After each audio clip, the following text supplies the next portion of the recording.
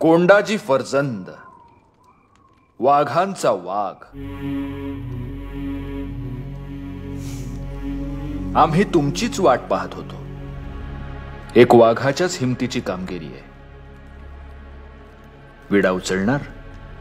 कधी निघायचंय? कामगिरी विचारली नाही, जीवावरची आहे. जीव माझा कुठे राज?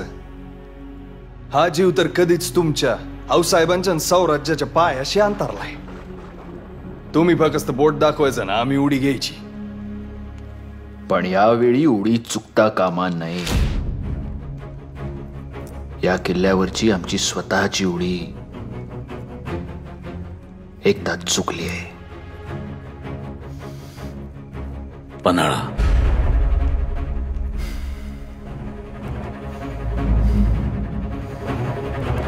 मिर्झा राजेंशी तह केला तेव्हा आदिलशहाच्या घशातून हा किल्ला सहज काढून घेऊ असं वाटलं होतं आम्हाला.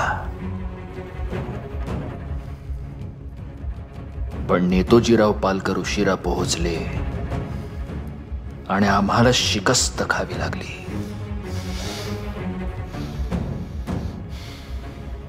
हजार मावळ्यांच्या रक्ता मांसाचा चिखल झाला आमच्या डोळ्यासमोर.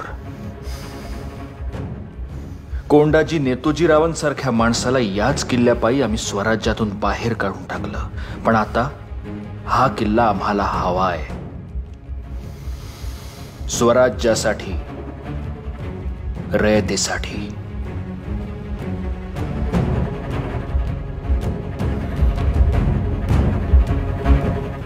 कोंडाजी, मग आपला बेत काय?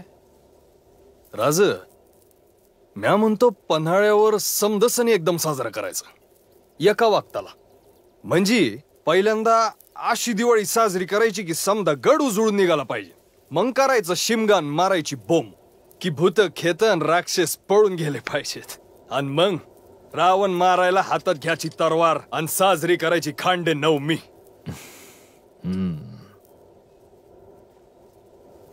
किती माणसं देऊ सोबत? 3000? नाही जी, 5000? नगराज. मग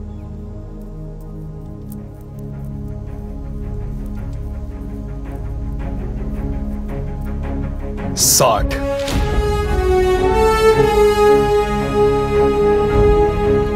फक्त 60?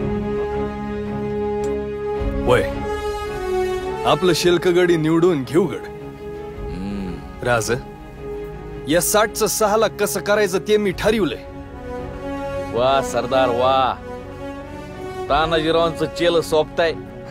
त्यांच्यावर मी कडी केली. त्यांनी तर 500 मावळा घेऊन शिवगड जिंकला. तुम्ही तर फक्त 60 जणांना घेऊन निघाले. भले.